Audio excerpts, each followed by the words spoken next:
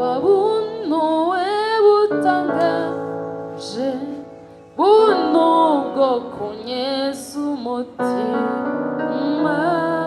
wabunuwe butangaje butwikira ibyaha na kose ntangazwa n'ubuntu bw'Imana burenze uko bwomenywa rwose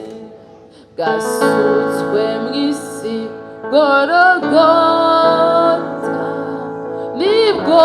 maraso y'umukiza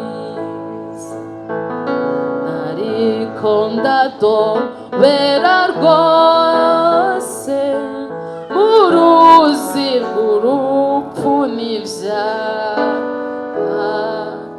ariko ubuntu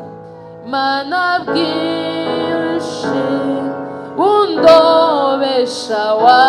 musaraba